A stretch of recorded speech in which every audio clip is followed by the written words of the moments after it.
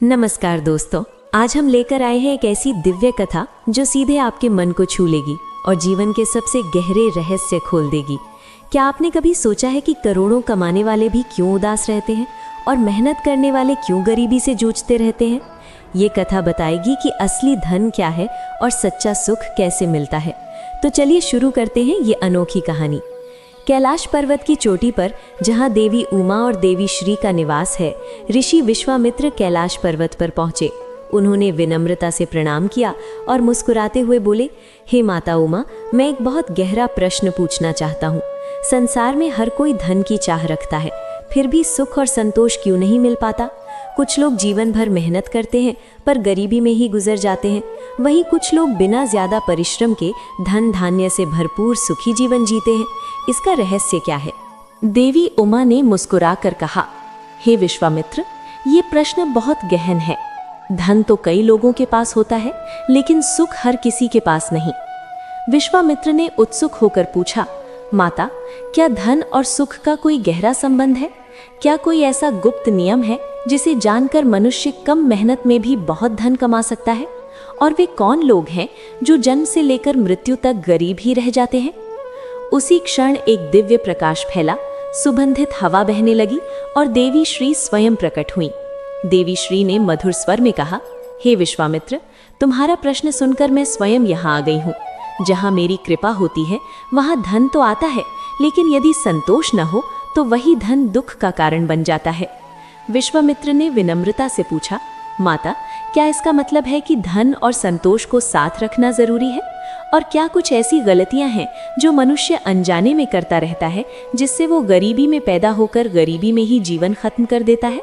देवी श्री ने कहा, हाँ विश्वामित्र, धन तभी शुभ होता है जब उसमें धर्म और सेवा का भाव जुड़ा हो। जो केवल अपने सुख के लिए धन जोड़ता है, वहां मैं ज्यादा देर नहीं ठहरती।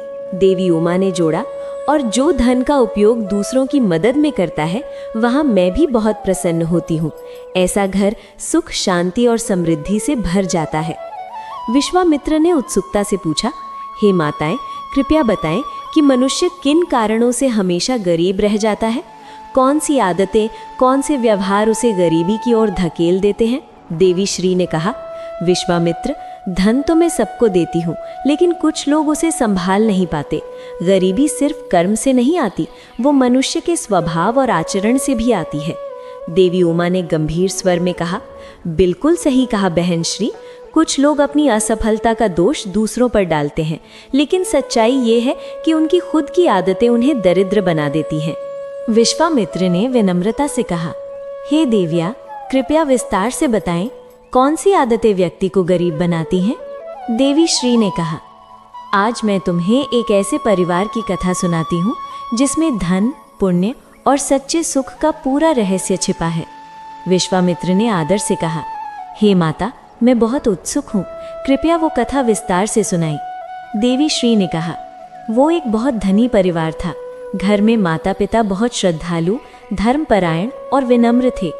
उनके 4 पुत्र और 2 पुत्रियां, सभी शिक्षित, संस्कारी और आज्ञाकारी। 2 बड़े पुत्रों की शादी हो चुकी थी। दोनों बहुएं पतिव्रता, शालीन और सेवा भाव से भरी हुई थीं। घर में प्रेम, शांति और श्रद्धा का वातावरण था। देवी उमा ने मुस्कुराकर कहा, ऐसे परिवार दुर्लभ होते हैं जहां समृद्धि के बीच भी ईश्वर को कभी नहीं भूला जाता। देवी श्री ने आगे कहा, हर सुबह सूर्योदय के साथ पूरा परिवार जागता, स्नान करता, स्वच्छ वस्त्र पहनता और आंगन में खड़े होकर सूर्य देव को अर्घ्य देता। तुलसी माता को जल चढ़ाता, सुगंधित दीप जलाता और तुलसी की परिक्रमा करता।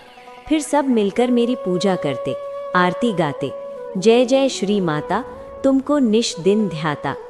आरती के बाद सभी मेरे चरणों में प्रणाम करते और फिर दिनचर्या शुरू करते।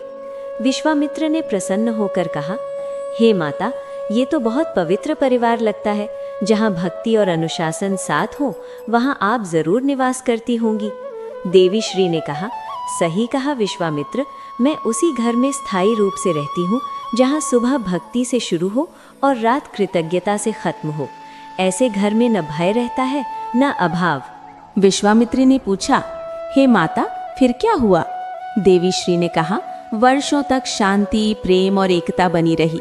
लेकिन समय के साथ 2 छोटे पुत्रों की शादी हुई, 2 नई बहुएं आईं। वे शिक्षित, सभ्य और आत्मनिर्भर थीं, लेकिन सोच थोड़ी आधुनिक थी। देवी उमा ने पूछा, तो क्या उनके आने से घर का माहौल बदल गया? देवी श्री ने कहा, हाँ, धीरे धीरे बदलाव आया। नई बहुएं पुराने रीति रिवाजों से विमुख नहीं थीं, लेकिन उन्हें वे रूढ़िवादी लगने लगे।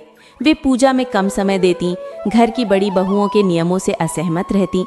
विश्वामित्र ने पूछा, क्या घर में कलह हो गया? देवी श्री ने कहा, कलह नहीं, लेकिन मनमुटाव जरूर आया। जहाँ पहले सब एक साथ आरती गाते थे, अब कोई पूजा में, कोई मोबाइल में।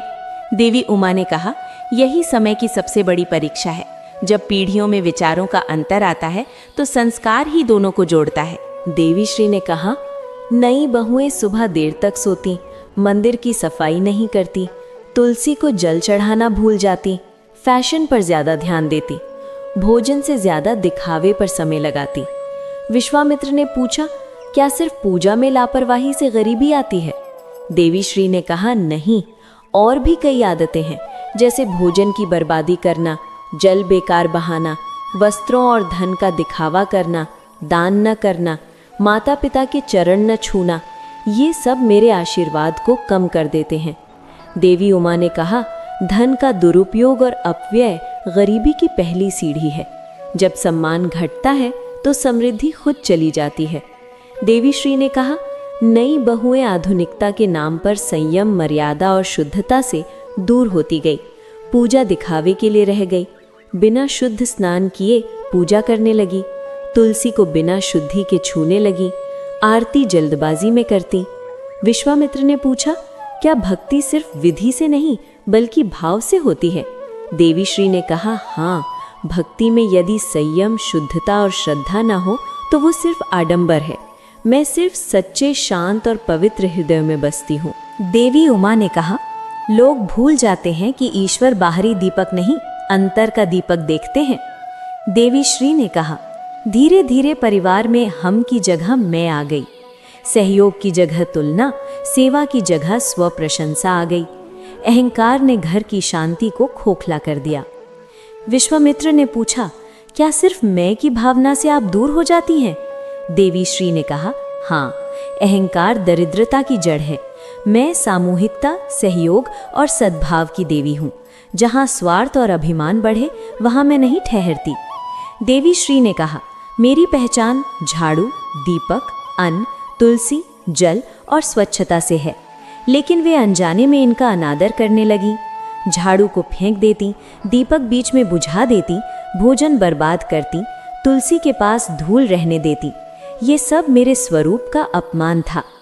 देवी उमा ने कहा, लोग समझते हैं कि ये सिर्फ वस्तुएं हैं, लेकिन इन्हीं में देवत्व बसता है। देवी श्री ने कहा, मैं तुरंत नहीं जाती, पहले संकेत देती हूँ। घर में अनावश्यक खर्च बढ़ता है, बीमारियां आती हैं, शांति जाती है, फिर समृद्धि कम होती है। देवी उमा ने कहा, लोग समझ नहीं पाते कि मेरी अनुपस्थिति एक शिक्षा है।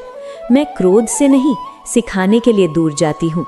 मैं वहीं रहती हूँ जहाँ श्रद्धा, सफाई और सेवा के 3 दीपक हर रोज जलते हैं। विश्वामित्र, इस कथा से सीख लो कि धन से ज्यादा जरूरी है संतोष, शुद्धता, सेवा और आपसी प्रेम। जहाँ ये गुण हो वहाँ सच्ची समृद्धि कभी नहीं जाती, और जहाँ ये खो जाए वहाँ धन भी दुखी देता है। दोस्तों, ये कथा हमें याद दिलाती है कि असली लक्ष्मी बाहर नहीं, हमारे मन के संस्कारों में बसती है। अगर ये कथा आपको पसंद आई तो लाइक, शेयर और सब्सक्राइब ज़रूर करें, और कमेंट में बताएं कि आपके घर में कौन सी आदत लक्ष्मी को प्रसन्न करती है। मिलते हैं अगली दिव्य कथा के साथ। तब तक जय माता दी, जय श्री।